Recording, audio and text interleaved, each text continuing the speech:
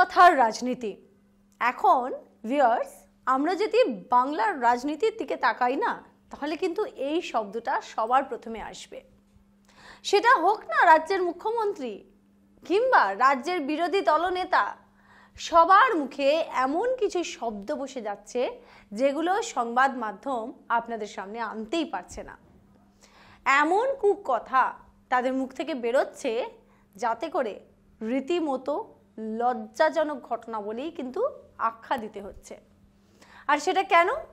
দিন দিন বঙ্গ রাজনীতির এমন দুরবস্থা। আপনাদের মনে আছে ভিউয়ার্স, গত রবিবার রাহুল গান্ধীর সম্পর্কে মন্তব্য করতে গিয়ে রাজ্যের বিরোধী দলনেতা তিনি একটি কথা বলতে গিয়ে এমন একটি শব্দ উচ্চারণ করলেন আর কি, যার জন্য আমাদেরকে কি করতে হলো? বিপ সাউন্ডটা দিতে হলো। সেই শব্দটা আমি আপনাদেরকে বলতে পারবো না, খুব স্বাভাবিক সেটা।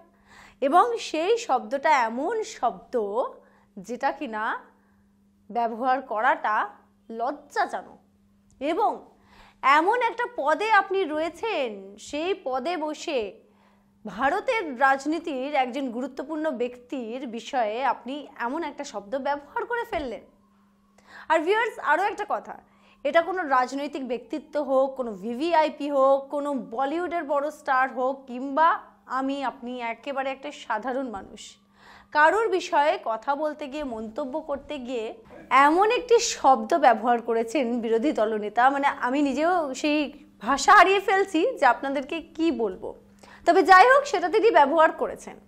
এবং সেই শব্দ ব্যবহার করার পর, আচ্ছা চলুন আগে আমরা দেখে নিই যে শুভেন্দু অধিকারী ঠিক কি বলেছিলেন সেদিন। গত 4 দিন ধরেই একই প্রশ্ন করে যাচ্ছেন, রাহুল গান্ধী কে? হরিদাস পাল বলছে স্টোভের উপর কয়লা দিয়ে সকালবেলা চা গরম তৈরি হয়। কদিন আগে বলেছে আসামে, বলছে সকালে উঠে স্টোভের উপরে কয়লা দিয়ে তারপরে চা বানানো হয়। স্টোভের উপরে কয়লা দেওয়া হয় আমি তো কই দেখিও নি, শুনিও নি। শুনলেন? তবে সেই শব্দটা আমাদেরকেও বিপ করে দিতে হলো, আমরাও কিন্তু দেখাতে পারলাম না। ভাবুন, এমন রাজনীতির অবস্থা বাংলার যে একজন রাজ্যের বিরোধী দলনেতা সে কিনা এমন একটি শব্দ ব্যবহার করছেন যেটা আমরা দেখাতেই পারছি না। এবং এক্ষেত্রেও কিন্তু আমরা যেমন প্রত্যেকটা বিষয়ে দেখি আমাদের রাজ্যের রাজনীতি একেবারে তরজা শুরু হয়ে যায়, এটা নিয়েও তরজা শুরু হয়ে গেছে। তবে কিছু সময় কাটতে না কাটতেই দেখা গেছে রাজ্যের মুখ্যমন্ত্রী মমতা বন্দ্যোপাধ্যায়ও একই পথে হাঁটলেন। মানে শুভেন্দু অধিকারী রাহুল গান্ধীকে নিয়ে যেভাবে একটি মন্তব্য করতে গিয়ে একটি শব্দ ব্যবহার করে ফেললেন, ঠিক সেইভাবেই নরেন্দ্র মোদীর কাজের ব্যাখ্যা করতে গিয়ে, তাকে নিশানা করতে গিয়ে রাজ্যের মুখ্যমন্ত্রী একই কাজ করে ফেললেন। ভাবতে পারছেন ভিউয়ার্স কি অবস্থা? দেশের প্রধানমন্ত্রী তার বিরুদ্ধে মন্তব্য করতে গিয়ে রাজ্যের মুখ্যমন্ত্রী মমতা বন্দ্যোপাধ্যায় একটি অপশব্দ ব্যবহার করে ফেললেন। আর সময়ের অপেক্ষা ছিল।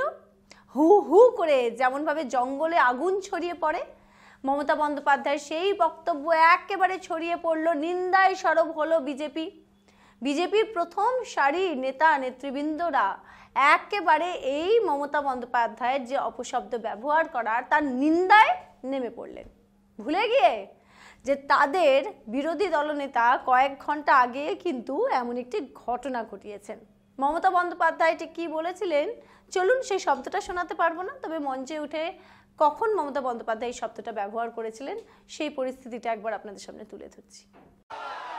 আস্তে আস্তে মনে রাখবেন, যারা ঘর পান না খুব দুঃখে আছেন, রোজ মোদিজি বলছে পাকা বাড়ি করে দিচ্ছি, তুমি প্রাসাদ অট্টালিকা থাকবে, তুমি প্রাসাদ অট্টালিকা থাকবে, আরে গরিব লোকের মাথার ছাদটা কেড়ে নিয়েছো, তাকে দিচ্ছ না, টাকা চাইলে বলছো চোর, সবাই চোর আর তুমি সাধু। শুনলেন মমতা বন্দ্যোপাধ্যায়ের কথা? এবং তারপরেই বিজেপির একেবারে নাটকীয়ভাবে প্রতিবাদ শুরু, এমনকি পথে নেমে এই ঘটনার বিরোধিতা করেছেন, নিন্দায় সরব হয়েছেন। এমনকি মমতা বন্দ্যোপাধ্যায়ের ছবি নিয়ে মুখে মধু ডালতেও দেখা যাচ্ছে বিজেপি নেতাদেরকে। তবে এখানেই একটা প্রশ্ন, আমরা বলছি না মমতা বন্দ্যোপাধ্যায় কিছু ভালো কাজ করেছেন, খুবই নিন্দাজনক একটি ঘটনা। আজকে ডিজিটাল খবরিলাল শুধুমাত্র মমতা বন্দ্যোপাধ্যায় বা শুভেন্দু অধিকারীর কথা তুলে ধরছে না, আজকে আমরা বলছি রাজ্যের রাজনীতি কি এতটাই নিচে তলাঞ্চিতে গিয়ে পড়েছে, তার তো প্রমাণ আমরা পাচ্ছি। কি অবস্থা, আগামী দিনে আমাদের যে পরবর্তী প্রজন্ম তাদেরকে কি এই লিডার, এই নেতা নেত্রীদের হাত ধরে এগিয়ে যেতে হবে? মানে এতটাই খারাপ দিন আসছে পশ্চিমবঙ্গের। এবং এই যে গোটা ঘটনায় যেটা বিজেপি নিন্দায় সরব হয়েছে, তাদের একবারও এটা মনে হলো না যে তাদের বিরোধী দলনেতা কি ঘটনা ঘটিয়েছেন, সেটারও কিন্তু সমালোচনা করা উচিত। এমন একটা ইস্যু নিয়ে আপনারা রে করে ছুটছেন একে অপরের পিছনে বিরুদ্ধে, সেক্ষেত্রে নিজেরা কি করছেন সেটাও কি একবার দেখার প্রয়োজন নেই? কারণ সাধারণ মানুষ কি আপনাদেরকে ওই গদিতে বসিয়েছে? ভাবুন যে কে কি শব্দ আপনারা একে অপরের প্রতি ব্যবহার করছেন। তলাঞ্চিতে নামছে পশ্চিমবাংলার রাজনীতি। সাধারণ মানুষের কথা আওয়াজ একটাই, সাবধান হন, এবার সময় এসেছে। শালীনতা হারিয়ে যাচ্ছে যেন পশ্চিমবাংলার রাজনীতি। এই কালচার বিশ্বের দরবারে পশ্চিমবাংলার ছবি কোথায় নিয়ে যাবে বুঝতে পারছেন? বাংলার ভাবমূর্তির কতটা ক্ষতি হবে আপনারা ভাবতে পারছেন? যে দায় ভার আমরা আপনাদের কাঁধে তুলে দিয়েছি বাংলাকে তুলে ধরার, সেটাকে কি দায়িত্ব নিয়ে নিচে নামানোর কাজ আপনারা চালিয়ে যাবেন? এখনো কি বুঝতে পারছেন না? না বুঝে থাকলে জেগে উঠুন। মানুষ কিন্তু প্রত্যাখ্যান করবেই, তার কারণ আমরা সাধারণ মানুষ কিন্তু এটা কোনোদিনই মানব না যে বাংলার নাম আপনাদের জন্য খারাপ হোক। সবার আগে নিজেরা সচেতন হোক, তারপর সকলকে সচেতন করুন।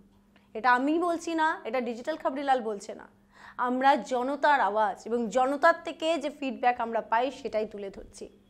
আর ভিউয়ার্স, আপনারাও জানাবেন আজকের এই অনুষ্ঠানে যে কথাগুলো বললাম সে কথাগুলোতে আপনাদের কতটা সমর্থন রয়েছে, যে আমাদের রাজ্যের বাংলার রাজনীতি কি একেবারে তলাঞ্চিতে গিয়ে ঠেকছে।